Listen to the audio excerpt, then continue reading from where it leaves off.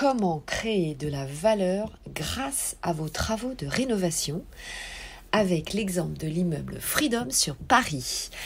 Bonjour à toutes, bonjour à tous, je vous souhaite la bienvenue. Ici Sophie Vergès. Aujourd'hui, nous allons regarder le chantier de l'immeuble Freedom à Paris, près du Bois de Boulogne, pour vous aider à comprendre, à votre modeste mesure, bien sûr, c'est toujours l'objet, vous le savez, servir d'exemple pour vous aider, vous donner des solutions pour vos travaux de rénovation ou de réhabilitation et surtout créer de la valeur ajoutée, de la valeur vénale intrinsèque à votre bien immobilier ou à votre investissement immobilier. Alors déjà, c'est quoi la valeur intrinsèque d'un bien immobilier, la valeur vénale intrinsèque ? C'est cette évaluation immobilière que l'on réalise lorsqu'on prend en compte toutes les spécificités d'un bien immobilier, mais uniquement d'un bien immobilier, c'est-à-dire vraiment l'esprit bâtimentaire du bien immobilier, sans s'occuper en fait de son environnement. Ça, c'est vraiment une valeur dans l'expertise en évaluation immobilière. Cette valeur, on la prend en compte déjà, on extrait le bien immobilier, on le sort de son contexte et on regarde ce qui se passe. Et lorsque l'on est investisseur, lorsque l'on est acquéreur d'un bien immobilier, votre défi, c'est le cas de le dire, votre défi, ça va être justement de créer, d'apporter, d'ajouter de la valeur pour justement votre revente possible. Déjà, dans un premier temps, évidemment, le confort de l'habitant, ça c'est un point évidemment essentiel, le confort des occupants, mais surtout, si vous avez besoin, pour X ou Y raison, de revendre ce bien immobilier, vous allez pouvoir évidemment le revendre plus facilement. Alors, voyons en détail la rénovation et la réhabilitation aussi de l'immeuble Freedom et vous allez comprendre, donc restez bien jusqu'au bout de ce podcast, comment par vous-même vous allez pouvoir améliorer, vous allez regarder d'ailleurs votre investissement complètement différemment.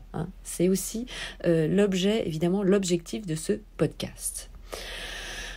Alors, sur l'immeuble Freedom, il faut savoir déjà que la Porte Maillot est en chantier actuellement sur Paris et notamment avec la création d'une nouvelle gare prévue en 2023. Donc c'est vrai que ça va être un endroit évidemment stratégique, puisque c'est sur l'ouest parisien et c'est vraiment excentré.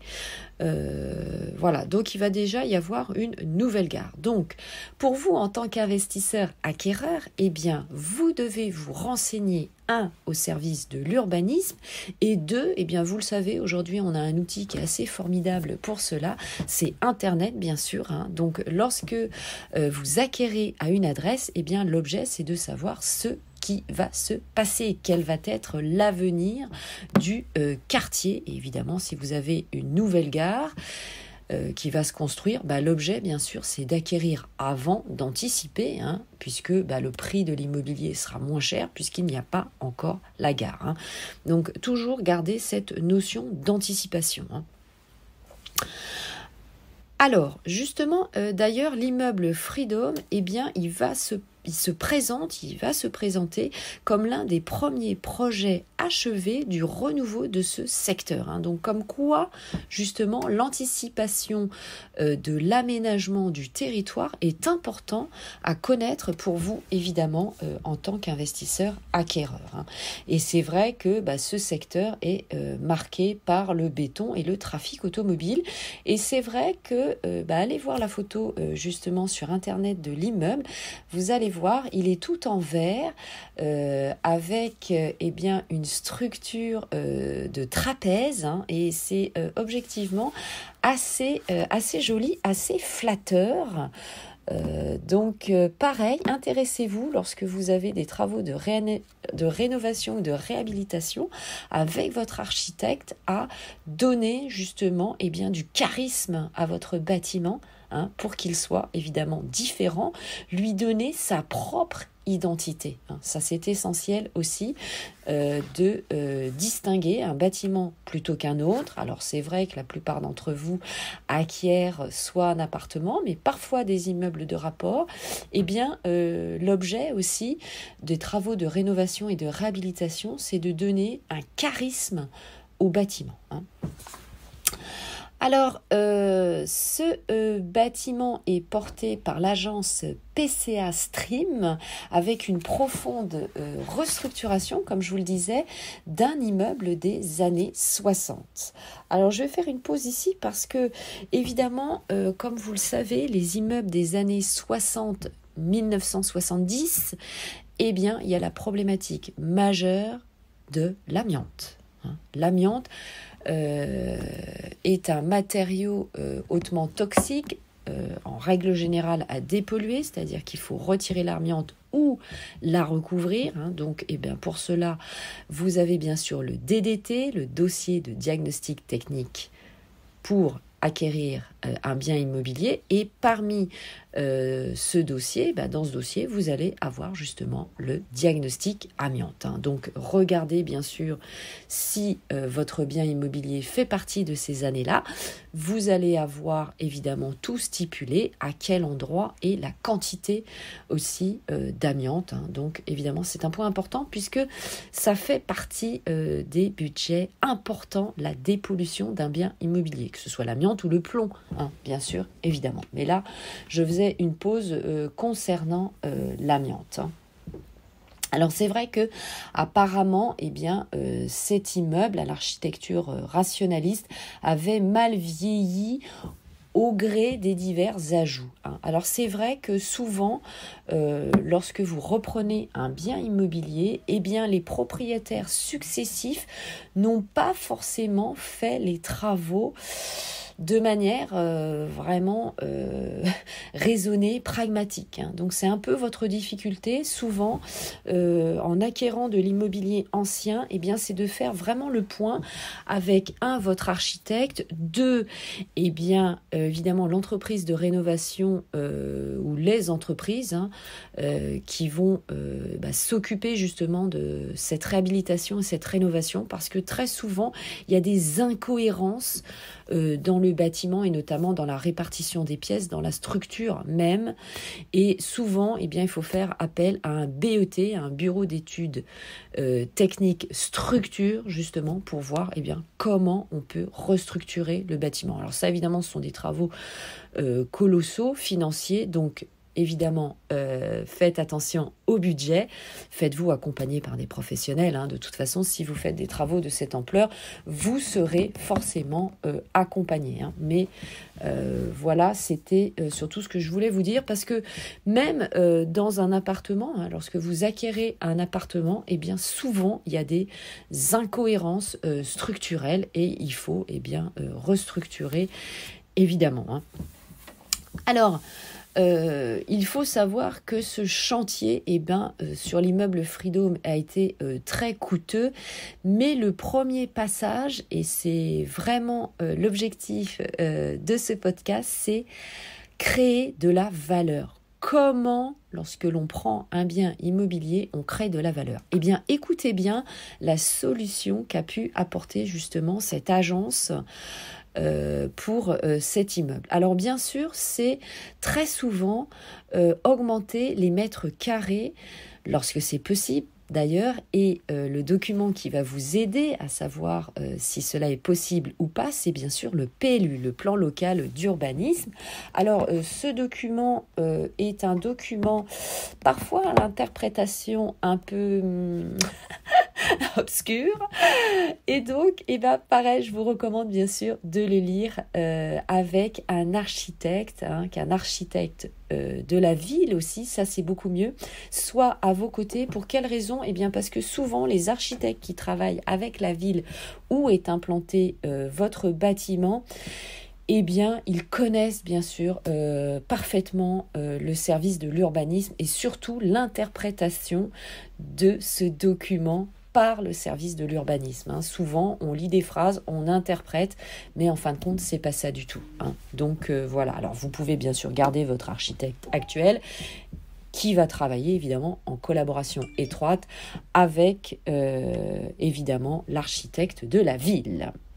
Allez, continuons sur ce bâtiment.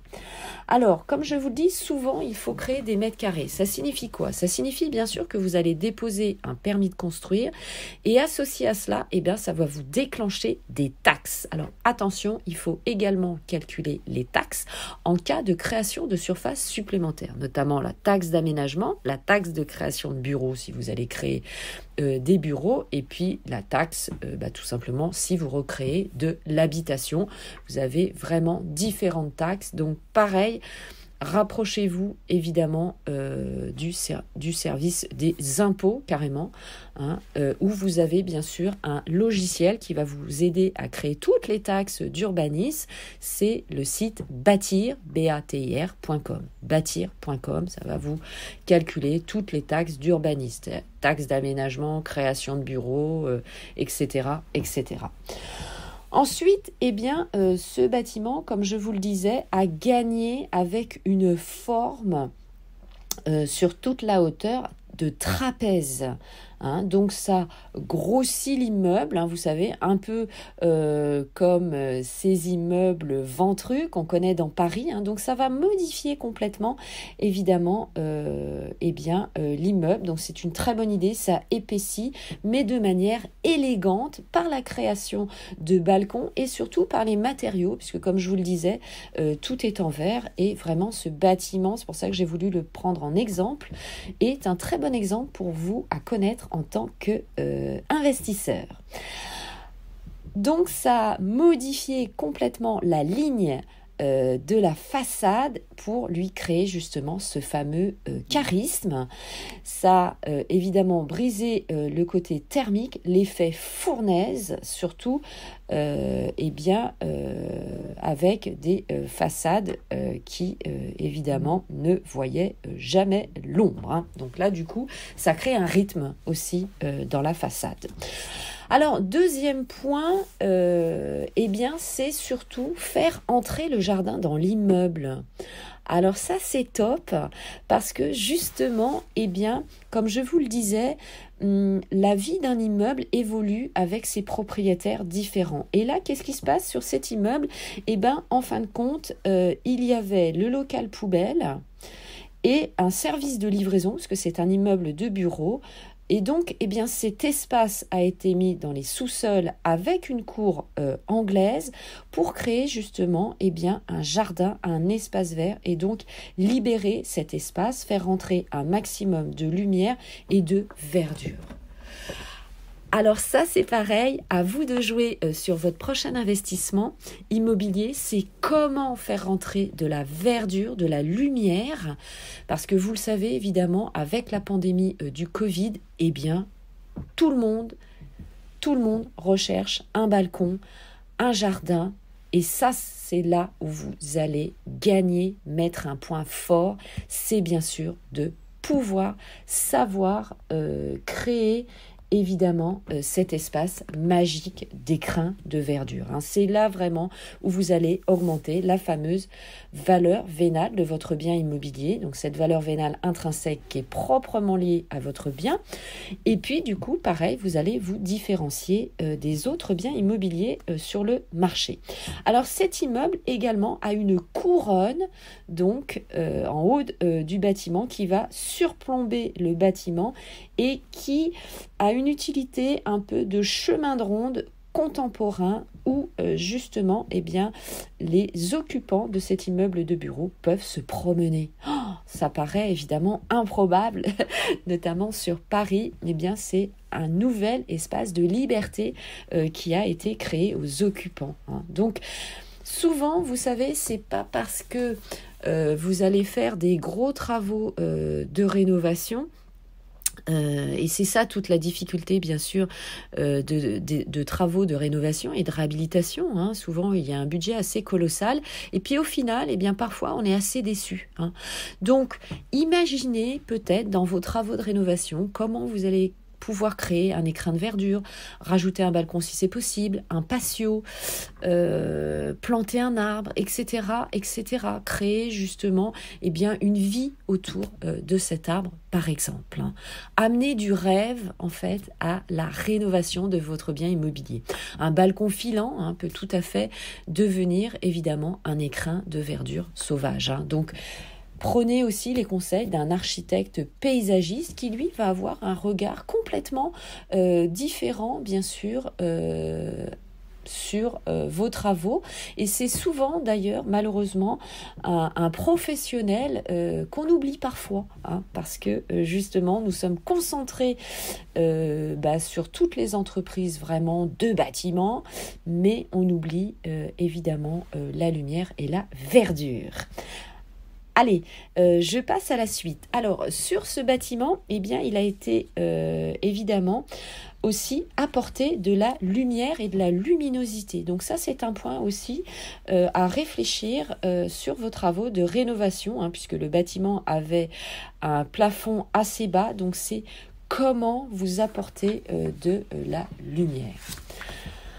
Dernier point, et d'ailleurs avant d'aborder ce dernier point, comme vous le savez, vous pouvez me suivre sur mes différents réseaux sociaux, mes comptes Instagram, ma chaîne YouTube, mon compte TikTok, mon groupe Facebook Investir en immobilier, l'immobilier au féminin, et puis Clubhouse, le réseau social américain où d'ailleurs nous pouvons converser ensemble, c'est quand même beaucoup plus sympa. Et depuis quelques jours, je vous ai mis une question et vous pouvez y répondre à la fin de ce podcast. Comme ça, nous pourrons aussi discuter ensemble via le podcast et je vous remercie évidemment de me suivre.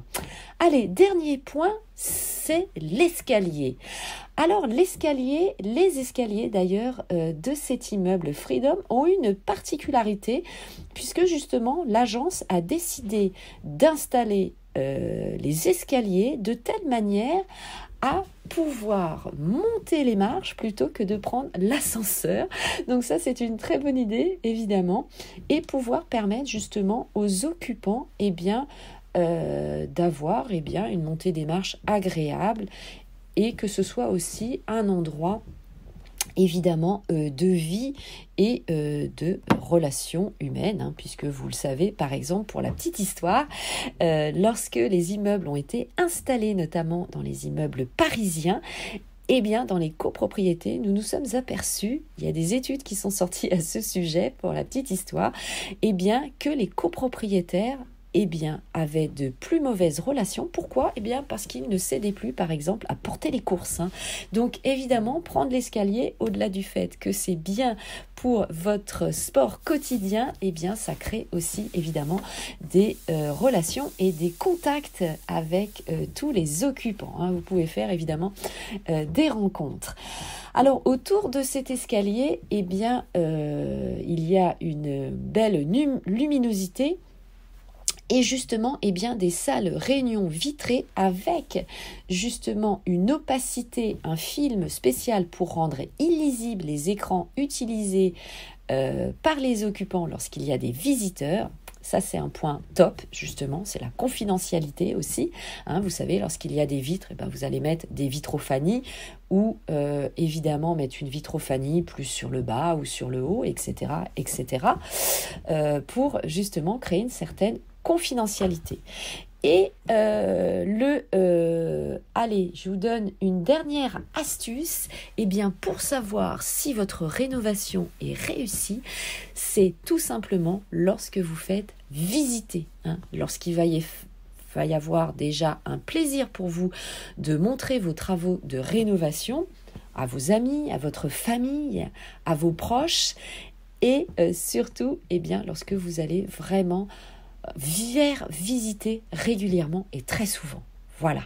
Et puis lorsqu'on va vous demander des conseils, tiens, et toi, comment as-tu fait cela, ci ou ça, où as-tu trouvé ce carrelage, ce parquet magnifique, etc., etc. Allez, c'était tout pour ce podcast. Merci de m'avoir suivi jusqu'au bout. Je vous souhaite une très belle journée. Bon investissement à vous et j'attends vos commentaires. À tout de suite. Ciao, bye bye. Je vous embrasse.